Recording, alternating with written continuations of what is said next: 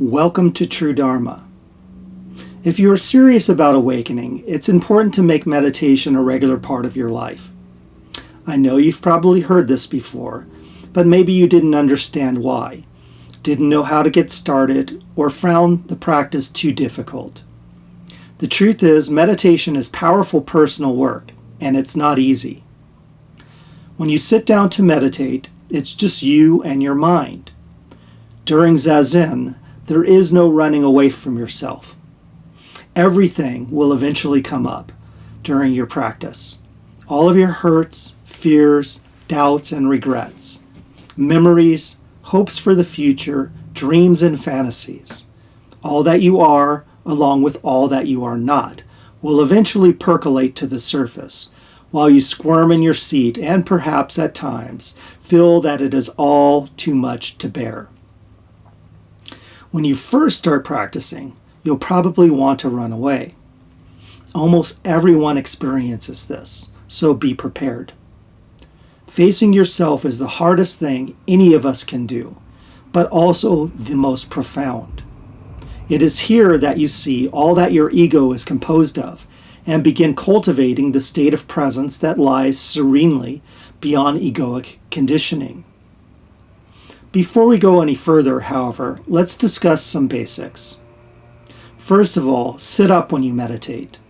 You can sit cross-legged on a pillow or on a chair with your feet flat on the floor.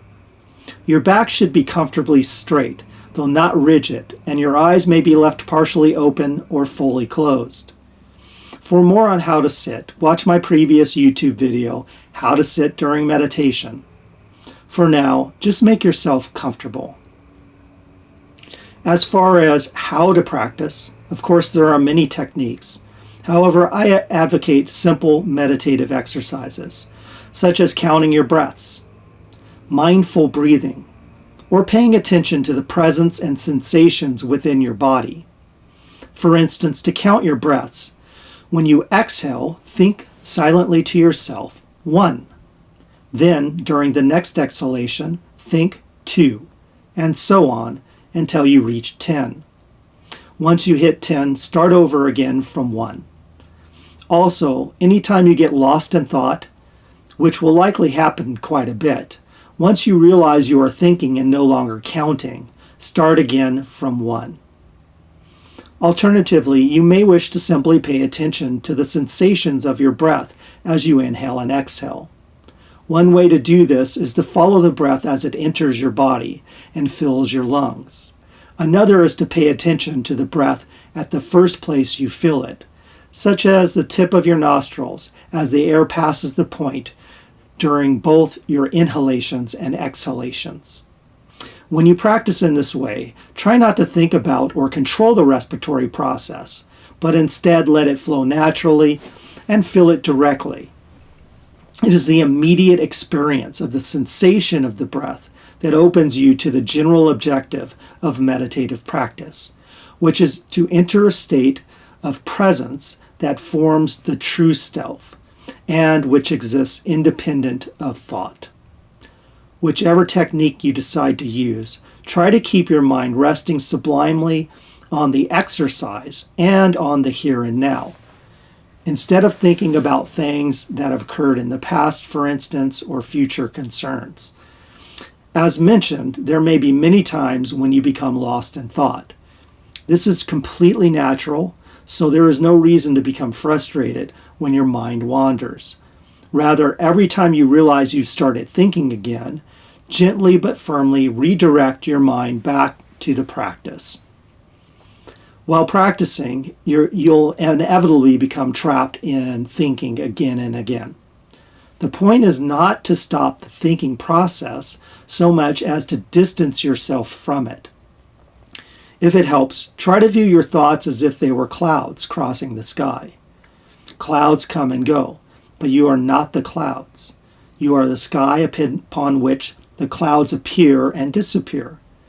As much as possible, come back to the sky again and again, and let the clouds go. Finally, I'd like to give you just a few tips.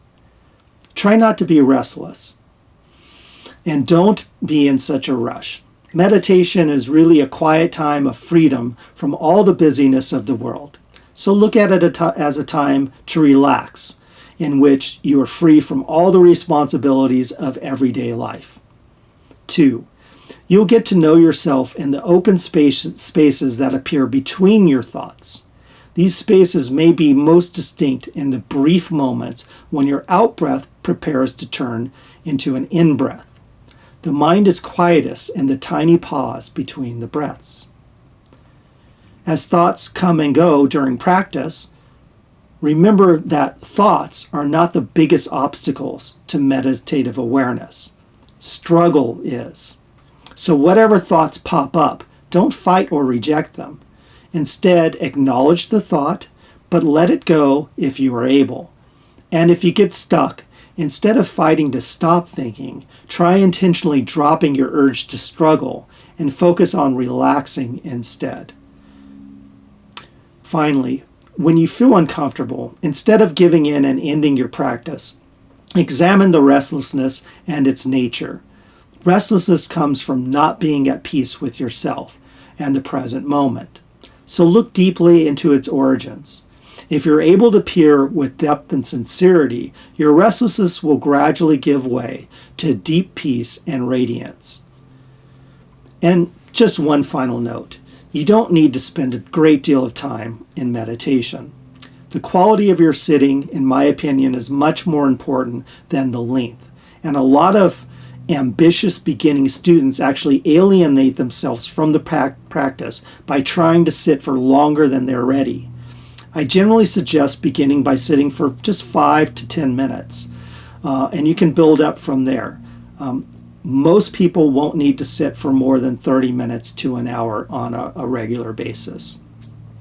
Consistency in practicing a little bit each day is much more effective than forcing yourself to sit for extended periods of time before you're comfortable. If you sit daily and make a diligent effort to learn what this most ancient of all teachers has to offer you, in 1 year you will feel more grounded, clear, and in charge of your emotions. And in 10 years you won't be the same person. That's when your long journey through life in this world, which perhaps once seemed so meaningless, confusing, and oftentimes distressing, will transform into a magical adventure, the likes of which you could never have predicted nor planned for on your own. Thank you for joining me, and please be sure to share your successes and struggles with meditation in the comment section below.